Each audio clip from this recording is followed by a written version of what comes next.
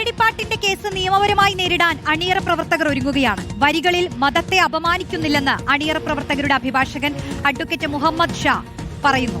അയ്യപ്പ സന്നിധിയിൽ നടന്ന കൊള്ളയുമായി ബന്ധപ്പെട്ട പ്രാർത്ഥനയാണ് പാട്ടിലുള്ളത്. പാട്ട് അപകടകരമായി ബാധിച്ചത് കൊള്ളക്കാരെയാണെന്നും മുഹമ്മദ് ഷാ പറഞ്ഞു.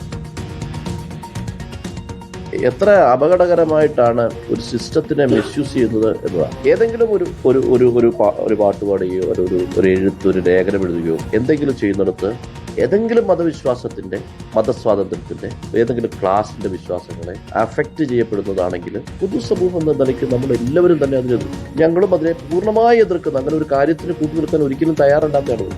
Outraging the religious feelings of any class of citizens of India എന്നാണ്. ഇതിനകത്ത് ഏത് വാക്കാണ് ഔട്ട്റേജ് ചെയ്തിരിക്കുന്നത്? മറ്റൊന്ന്, insults or attempts to insult the religion or religious belief. ഒരു റിലീജിയസ് ബിലീഫിനെയോ റിലീജിയനെയോ ഇൻസൾട്ട് ചെയ്യുന്ന എന്ത് വാക്കാണ്? ഇത് ശരിക്കും ഒരു പ്രാർത്ഥനയാണ്.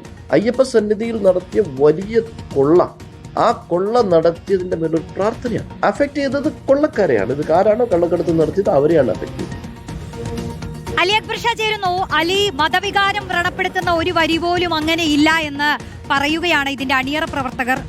അഭിഭാഷകന്റെ വാക്കുകളാണ് നമ്മൾ കേട്ടത്. LDF തന്നെ പറഞ്ഞത് ഈ കേസിനെ നിയമപരമായി കാണുന്നുവെന്നാണ്. അപ്പോൾ നിയമപരമായി തന്നെ ഇതിനെ നേരിടാനല്ലേ പാട്ടിന്റെ അണിയറ പ്രവർത്തകരുടെ തീരുമാനം?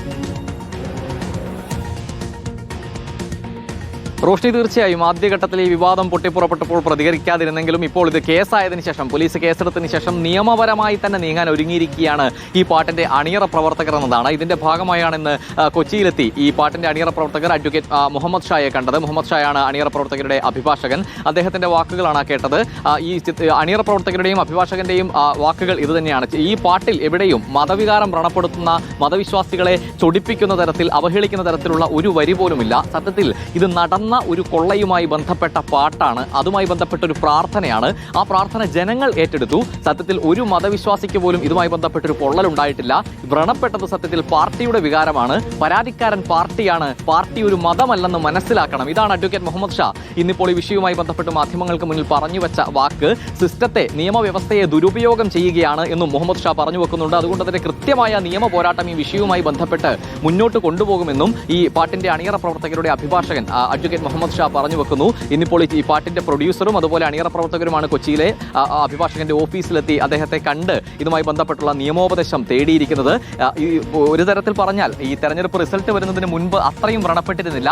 തെരഞ്ഞെടുപ്പ് റിസൾട്ട് വന്നതിന് ശേഷം ഏറ്റ തിരിച്ചടിയാണ് ഇത്തരത്തിൽ ഈ പാട്ടിന് നേരെ ഒരു രോഷം പൂണ്ടിറങ്ങുന്നതിന് കാരണമായത് എന്നും അഭിഭാഷകൻ പറഞ്ഞു വെക്കുന്നുണ്ട്. സത്യത്തിൽ ഈ തിരിച്ചടി എന്തുകൊണ്ടാണെന്ന് പരിശോധിക്കുന്നതിന് പകരം ഈ പാട്ടിനെതിരെ ഇത്തരത്തിൽ ഒരു പോരാട്ടത്തിനിറങ്ങിയത് സത്യത്തിൽ നിയമവ്യവസ്ഥയെ ദുരുപയോഗം ചെയ്യുന്നതിന് തുല്യമാണ്.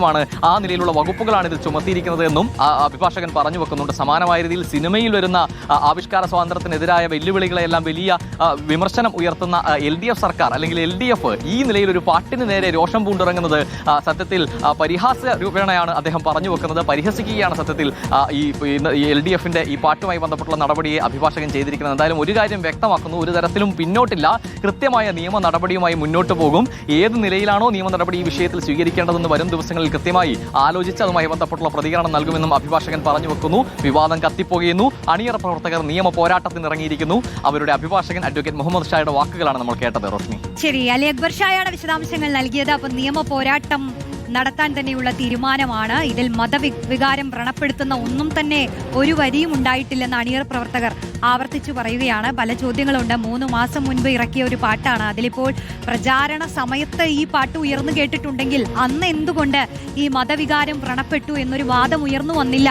അത് പറഞ്ഞുകൊണ്ട് എന്തുകൊണ്ട് അന്ന് തടുക്കാൻ കഴിഞ്ഞില്ല എന്നുള്ളതൊക്കെ സ്വാഭാവികമായും ഈ ഘട്ടത്തിൽ ഉയർന്നുകൊണ്ടിരിക്കുന്ന ചോദ്യമാണ്. അഭിഭാഷകന്റെ വാക്കുകളാണ് കേട്ടത്. ഇതിലിപ്പോൾ ഇത് ഗാനരചയിതാവും ഈ ഗാനം പാടിയ ആളും ഒക്കെ പറഞ്ഞിട്ടുണ്ട്. എന്തായാലും നിയമപരമായി തന്നെ ഇതിനെ നേരിടാനാണ് തീരുമാനം.